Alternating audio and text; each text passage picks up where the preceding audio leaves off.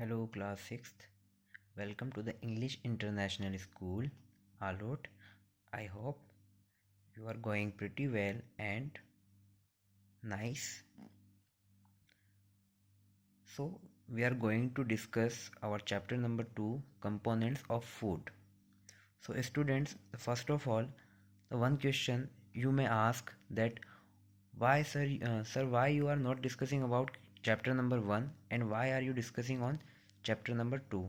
As per government ordered that we have to reduce our courses 30% less.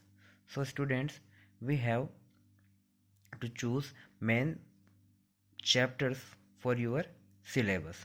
So I have skipped the chapter number 1, food. So components of food is similar to that. So don't worry about it. Okay. So now we are going to start our chapter components of food. So students, what are you what are you observed that what is components of food, यानी कि food के अंदर क्या क्या components होते हैं। जो आप खाना खाते हैं उसके अंदर आपको क्या क्या कंपोनेंट्स मिलते हैं जिससे आपको एनर्जी मिलती है, आपको और अदर चीज़ें जो मिलती हैं वो मिलती हैं। तो जो components present in food that are those are carbohydrates, fats, proteins, vitamins, minerals and fibers. हर कंपोनेंट का अपना अलग वर्क प्रोसेस होता है, वो आपकी बॉडी को अलग अलग इफ़ेक्ट करते हैं।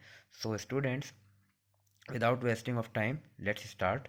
Over the years, man has developed techniques of obtaining food products from plants and animals.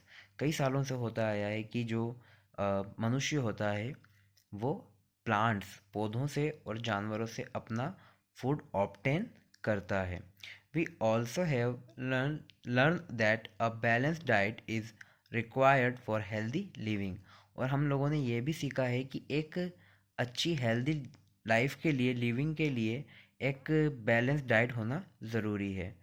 यानी कि घर में आप लोग सैलेड और ये सब चीज़ें खाते हैं ना, तो ये सब चीज़ें आपकी बैलेंस डाइट में आती है जिससे आपको हेल्दी लिविंग मिलती है। We use a variety of food so that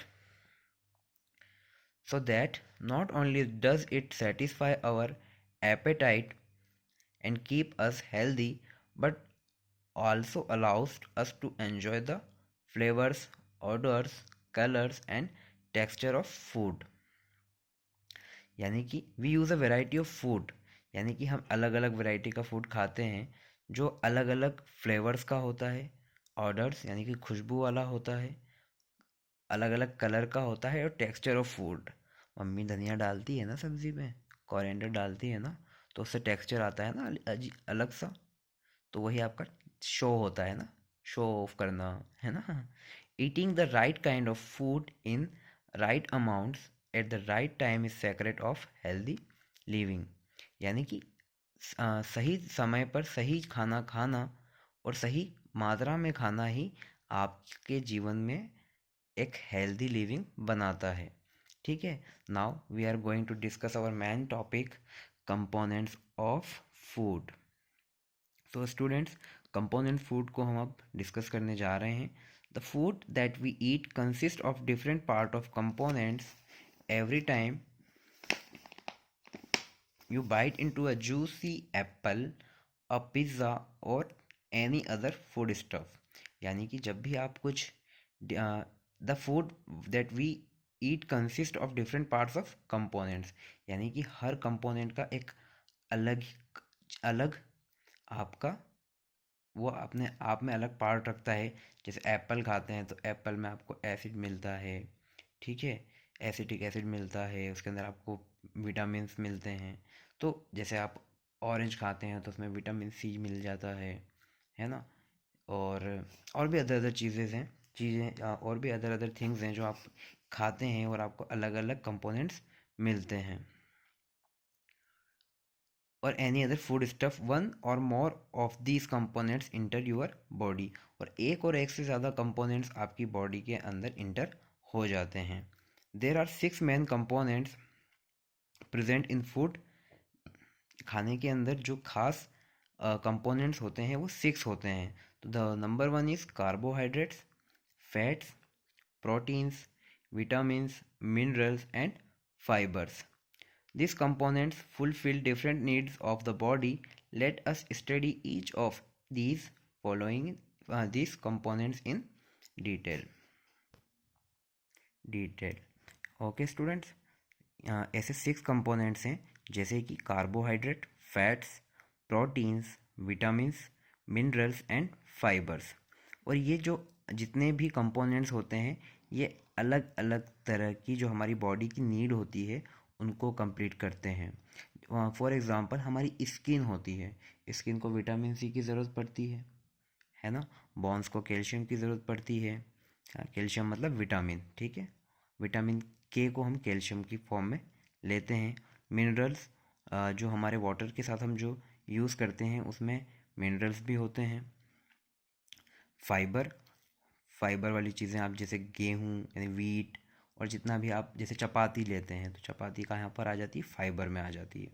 तो अलग अलग बॉडी नीड के अकॉर्डिंग हमें अलग अलग कंपोनेंट विथ फूड लेना होता है, ठीक है। Carbohydrate, these are chemical substances, compounds containing carbon, hydrogen and oxygen and are the main source of energy of our body। तो हमारी ये इंपॉर्टेंट लाइन है, इसको आप जरूर अंडरलाइन कीजिएगा। Source of energy of for our body is carbohydrate, हमें carbohydrate से ही एनर्जी मिलती है। These are chemical substances, compounds containing carbon, hydrogen and oxygen. यानी कि ये कौन से केमिकल सब्सटेंसेस यानी कौन से कंपाउंड से बना होता है, carbon, hydrogen and oxygen, and are the main source of energy of our body. यानी हमारी बॉडी के लिए ये सबसे इम्पोर्टेंट होता है, किसके लिए, एनर्जी के लिए। अब majority of us take chapati, paratha, bread, rice etcetera. हम ज़्यादातर क्या खाते हैं मेजोरिटी में, chapati, paratha, bread, rice etcetera in our daily meal। Have you ever wondered why? Because these foods are rich sources of carbohydrates and provide energy to the body for carrying out our daily activities। क्या आपने कभी इस बारे में सोचा है कि आप जो खाना खाते हैं उससे आपको एनर्जी कैसे मिलती है? Just because of these foods are rich sources of carbohydrates and provide energy to the body for carrying out our daily activities. यानी कि ये इस तरह से होते हैं, जो कार्बोहाइड्रेट होते हैं ये आपको, आप 2 रोटी खाते हैं, 3 रोटी खाते हैं और दिन भर आपका चल जाता है काम, है ना।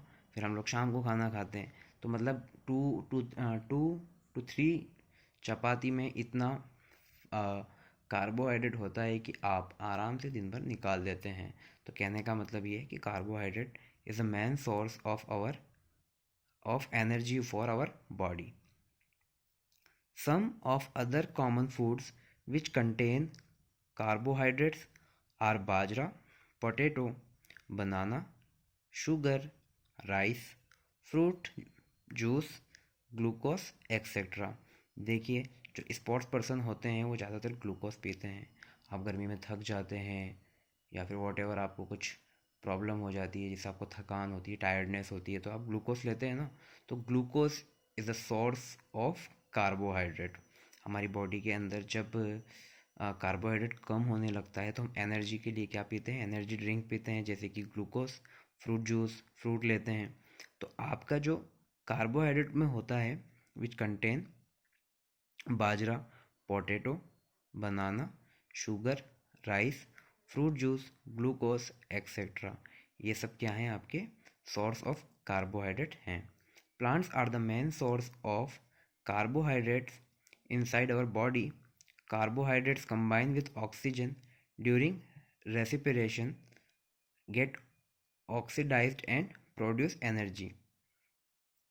Plants are the main source of carbohydrate.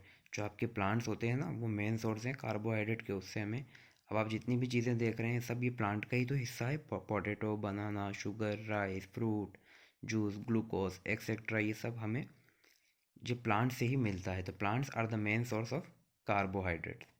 Inside our body carbohydrates combine with oxygen during respiration get oxidized and produce energy। और हमारी बॉडी के अंदर जब कार्बोहाइड्रेट ऑक्सीजन के साथ मिलता है तो जब हम रेस्पिरेशन, जब हम सांस लेते हैं तो क्या होता है, वो ऑक्सीडाइज्ड होता है और हमें एनर्जी मिलती है। हम जैसे सांस लेते हैं तो हमारे अंदर कार्बोहाइड्रेट किससे मिलता है, ऑक्सीजन से मिलता है, और ऑक्सीजन से मिलने के बाद हमारी बॉडी के अंदर एनर्जी का रिप्रोडक्शन होना शुरू हो जाता है। See these are the sources of carbohydrates: roti paratha, banana, rice, bread and dosa. Knowledge zone: glucose, fructose, sucrose, lactose are different form of sugar, यानी कि कार्बोहाइड्रेट। ठीक है, कार्बोहाइड्रेट्स में ये ग्लूकोज, फ्रुक्टोज, सुक्रोज, लैक्टोज, और ये जब सब चीज़ें होती हैं हम इसको आगे डिस्कस करेंगे जब हम बड़ी क्लासेस में आएंगे। ठीक है, there are different kind of carbohydrates, यानी कि ऐसे कई तरह के कार्बोहाइड्रेट्स होते हैं। Common carbohydrates present in our foods are in the form of sugar and starch, यानी कि हमारे जो कॉमन कार्बोहाइड्रेट हमें शुगर और स्टार्च से मिल जाते हैं।